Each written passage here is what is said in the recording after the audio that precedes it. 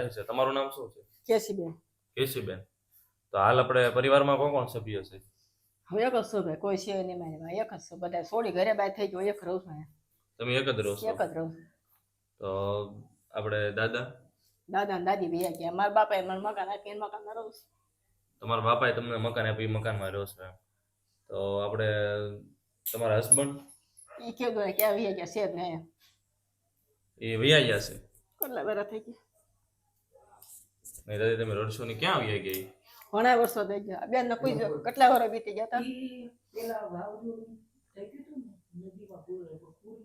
તણાઈ ગયા. કેટલા વર્ષ થઈ ગયા? પૂરમાં તણાઈ ગયા છે. તમારો દીકરો છે? કાંઈ છે, બે છોડ્યું છે. બે દીકરીઓ છે, દીકરો નથી. તો દીકરીઓ તરમાં એ તેને હારે છે બે. દીકરીઓ સાસરે છે તરમાં. તો દાદી તમે ગુજરાન તમારું કઈ રીતે ચલાવો છો? હું જાઉં ને પીરસા તો મારી રીતે હાલે. પીરસા જાવ ને તો દાડી આવી બધું ઝીણા મોટ ઘરમાં લાવ, થોડું તો લાવ. લગ્ન પ્રસંગે તમે પીરસવા જાવ છો? પીરસા જાવ. એમાં કામ તો હાલતું નહીં હોય તો જાવ ઘરે જાય. પીરસવાનું આવે તો જાવ, નકર ઘરે ને ઘરે. ઘરે તો તમારે મારી આ રાશનની છે, આ ત્યાં તે જરૂર હોય તો તમે કઈ રીતે તમારું એડજસ્ટ કરો? એ તો રેશનમાં ઘઉં ચોખામાં એ રોડી લો, એ હાલે. સમિતિમાં ઘઉં ચોખા મળે? હા, એમાં રેશનમાં ત્યાં એ રોડી લો. એ તમારે કઈ ઘરની જરૂરિયાત હોય તો તમે ક્યાંથી પૂરી કરો?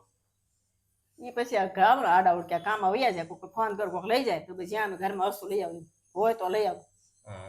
જોતા રાંધું તો હાજે નો એક ટાઈમ રાંધું, હાજે રાંધી એક ટાઈમ રાંધું, હાજે નો રાંધું. આખા દિવસમાં તમે એક ટાઈમ રાંધો? એક જ ટાઈમ રાંધું તો હું કહું ક્યાંથી બધું કાઢું મારે? સાચી વાત છે, ત્રણ ટકનું ક્યાંથી કાઢું?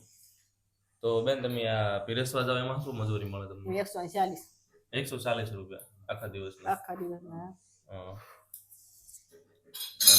અને મારી તમારી ઉંમર કેટલી છે? 50. 50 વર્ષની ઉંમર છે. તો આ મકાન અત્યારમાં કોના મકાનમાં રહ્યો છો? મારા બાપાનું મકાન છે, એને મને આપ્યું.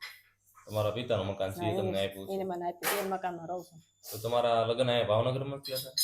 ના, પેલા તો શિવર થયા હતા, પણ અહીંયા થયા છે મારા લગ્ન. પણ મારી છોડીને હારે વહી ગઈ, મારા બાપે મકાન આપ્યા. અહીં રહેતી મારા બાપને હાચ્યા તે મને મકાન મારા બાપ આપી હતી. મારી છોડીને મારા મકાન દેવું છે, આપી દીધું.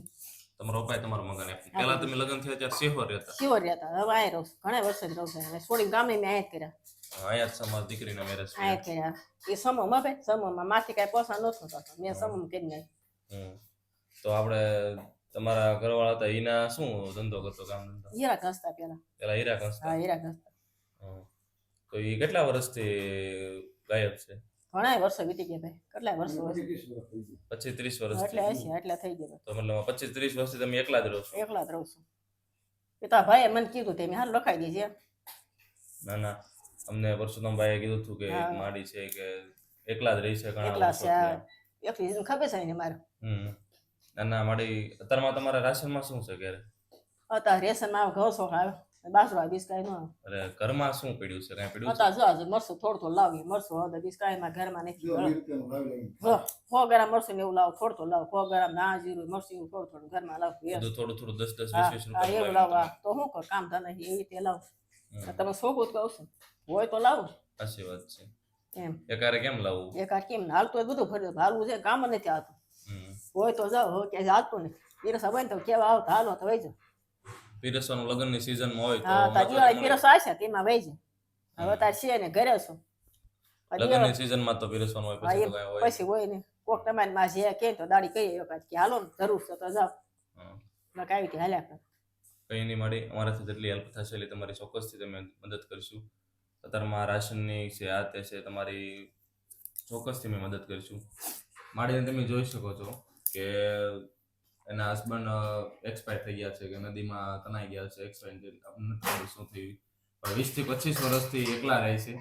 અને દીકરીઓ બંને સાસરે છે એમ. અને દિવાળીની સિઝનમાં પીરસવાની એવું રીતે જાય છે એમ. મતલબ સિઝન ઉપર જો મતલબ નોકરી કરે છે એમ. એટલે 140-150 રૂપિયા જેવીની દાડી છે એમ. એટલે 150 રૂપિયા આપણે જોઈ શકીએ છીએ કઈ રીતે એનું ગુજરાન ચલાવે છે. અને આજુબાજુમાં કોક દઈ રહે કે મતલબ એના પપ્પાના મકાનમાં રહે છે. એટલે માડીની પરિસ્થિતિ આપણે ખૂબ જોઈ શકીએ છીએ. અને આપણે કંઈ નહીં, માડીને જેટલી હેલ્પ થશે એટલી કોશિશ કરી છે. માડી, અમે તમને રાશનની અત્યારમાં કીટ પ્રોવાઈડ કરી છે, અમારાથી જેટલી થશે હેલ્પ કરીશું. રામધામનો એક જ માત્ર ધ્યેય છે, જે અંધકાર છે એના પ્રકાશ પાડવો, જ્યાં દુઃખ છે એના સહારો આપો. એટલે આપણી આજુબાજુમાં એવા કોઈ પણ લોકો જરૂરિયાતમંદ હોય તો અમારો જરૂરથી કોન્ટેક્ટ કરજો. તમારી એવી નાની મદદ પણ કોઈને જીવનમાં બદલાવ લાવી શકે છે અને તમે પણ કોઈ પણ નાની મોટી હેલ્પ કરવા ઈચ્છતા હો તો અમારો રામધામ પરિવાર સાથે જોડાઈ શકો છો. અને વિડીયો બને એટલો લાઈક કરો, શેર કરો અને સબસ્ક્રાઇબ કરો, જેથી કરીને તમારી એવી નાની એવી એક મદદ પણ કોઈની જીવનમાં આશાનું કિરણ લાવી શકે છે.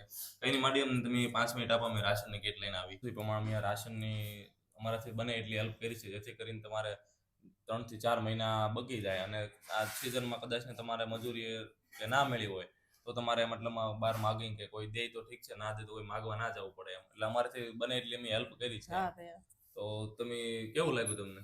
બહુ સારું લાગ્યું ભાઈ, હા, સારું લાગ્યું તમે આપ્યું કે સારું છે. શું કહેશો તમે? આ તમારા અભરે ભરે સારું આવો આશીર્વાદ આપો એ અમને આવા નવા આશીર્વાદ આપો. આશીર્વાદ તમને આવાના મળે છે, પગે લાગુ જો તમને હશે બે આશીર્વાદ તમને આવાના આપશે આશીર્વાદ ના, આવું મળે. તમને હાલ્યા જ કરશે ગમે ને. નાના મારી અમને એવા આશીર્વાદ આપો કે જેથી કરી અમે એવા ગરીબ લોકો છે, નિરાધાર લોકો છે ને